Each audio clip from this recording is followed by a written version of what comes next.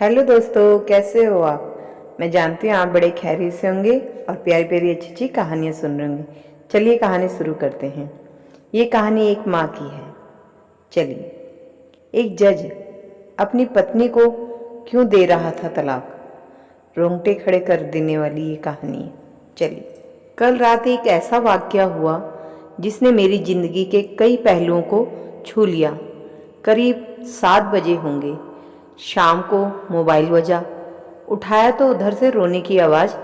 मैंने शांत कराया और पूछा कि भाभी जी, आखिर हुआ क्या। उधर से आवाज़ आई, आप कहाँ हैं और कितनी देर में आ सकते हैं। मैंने कहा, आप परेशानी तो बताइए। और भाई साहब कहाँ हैं, माता जी किधर हैं, आखिर हुआ क्या। लेकिन उधर से केवल एक रटकी, आप आ जाइए। मैंने आश्वासन दिया कि कम से कम 1 घंटा पहुंचने में लगेगा। जैसे तैसे पूरी घबराहट में पहुंचा। देखा तो भाई साहब हमारे मित्र जो जज हैं सामने बैठे हुए हैं। भाभी जी रोना चीखना कर रही है। 12 साल का बेटा भी परेशान है। 9 साल की बेटी भी कुछ नहीं कह पा रही है। मैंने भाई साहब से पूछा कि आखिर क्या बात है। भाई साहब कोई जवाब नहीं दे रहे थे। फिर भाभी जी ने कहा, ये देखिए तलाक के पेपर, ये कोर्ट से तैयार करा के लाए हैं। मुझे तलाक देना चाहते हैं। मैंने पूछा, ये कैसे हो सकता है। इतनी अच्छी फैमिली है, 2 बच्चे हैं, सब कुछ सेटल है। प्रथम दृष्टि में मुझे लगा ये मजाक है। लेकिन मैंने बच्चों से पूछा, दादी किधर है। बच्चों ने बताया, पापा ने उन्हें 3 दिन पहले नोएडा के वृद्धाश्रम में शिफ्ट कर दिया है। मैंने घर के नौकर से कहा, मुझे और भाई साहब को चाय पिलाओ। कुछ देर में चाय आई। भाई साहब को बहुत कोशिशें की चाय पिलाने की, लेकिन उन्होंने नहीं पी और कुछ ही देर में वो एक मासूम बच्चे की तरह फूट फूट कर रोने लगे। बोले, मैंने 3 दिन से कुछ भी नहीं खाया है। मैं अपनी 61 साल की माँ को कुछ लोगों के हवाले करके आया हूँ। पिछले साल से मेरे घर में उनके लिए इतनी मुसीबतें हो गई कि पत्नी भाभी जी ने कसम खा ली कि मैं माँ जी का ध्यान नहीं रख सकती। ना तो ये उनसे बात करती थी और ना ही मेरे बच्चे बात करते थे। रोज मेरे कोर्ट से आने के बाद माँ खूब रोती थी। नौकर तक भी अपनी मनमानी से व्यवहार करते थे।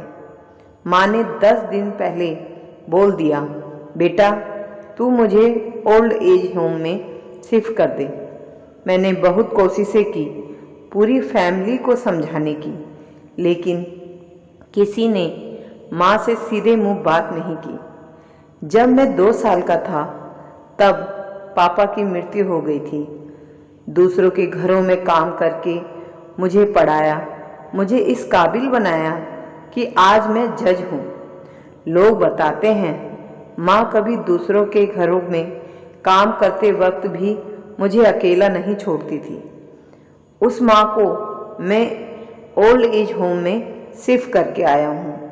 पिछले 3 दिनों से मैं अपनी माँ के एक एक दुख को याद करके तड़प रहा हूँ जो उसने केवल मेरे लिए उठाए।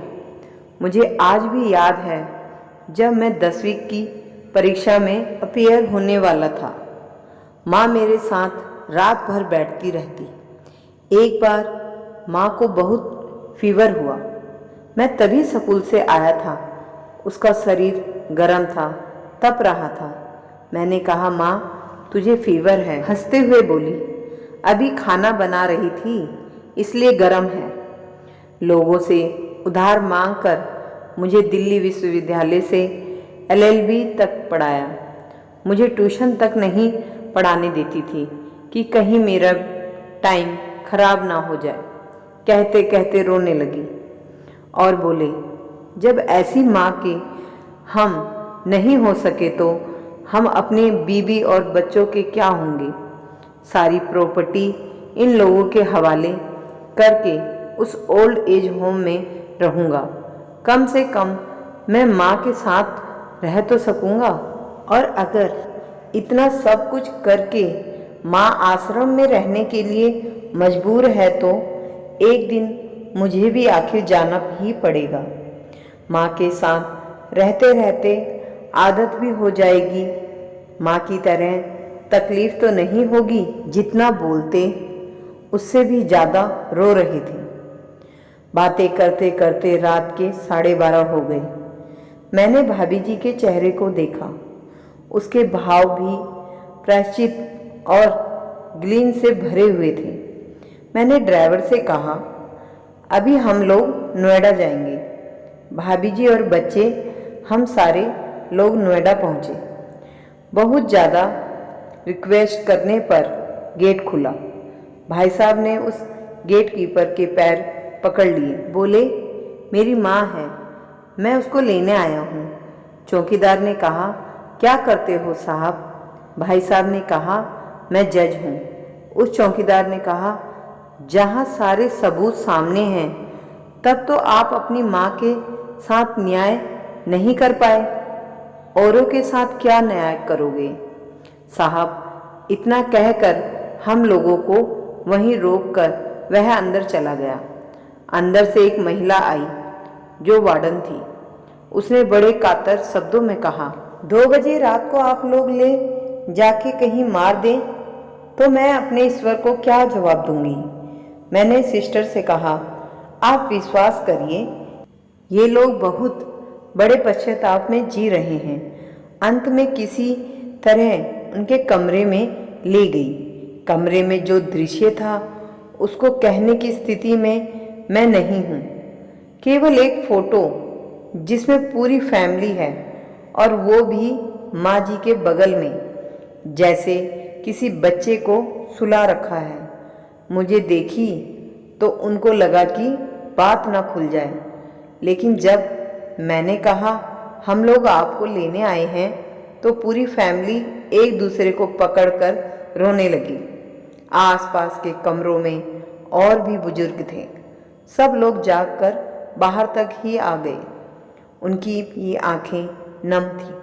कुछ समय के बाद चलने की तैयारी हुई।